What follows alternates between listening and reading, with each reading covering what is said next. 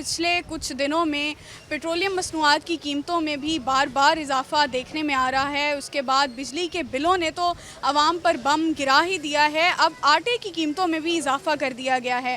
5 کلو کے تھیلے میں 10 روپے اور 10 کلو کے تھیلے میں 20 روپے کا اضافہ کیا گیا ہے گزشتہ 2 دنوں کے دوران, اور عوام اس بارے میں شدید مشکلات کا شکار ہے. اور ان کا کہنا ہے کہ پہلے تو پیٹرول اور بجلی ہی پہنچ سے دور تھی, اب آٹا بھی پہنچ سے دور ہو چکا ہے اور بچوں کا پیٹ پالنا مشکل ہوتا جا رہا ہے. اس حوالے سے بات کرنے کے لیے میرے ساتھ کچھ شہری موجود ہیں جو اس وقت آٹے کی خریداری کے لیے آئے ہیں. ان سے جانیں گے کہ ان کا کیا کہنا ہے اور کن مشکلات کا شکار ہیں وہ. جی بتائیے گا.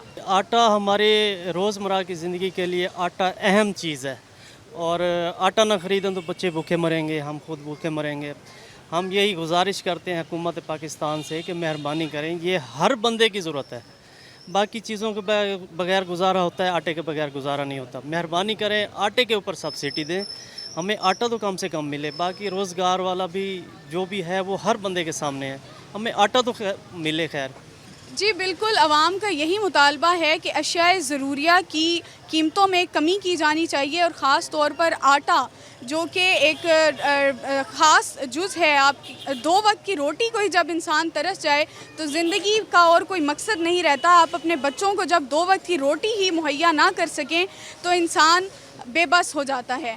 تو حکومت کو اس بارے میں غور کرنا چاہیے, یہ عوام کا مطالبہ ہے. جی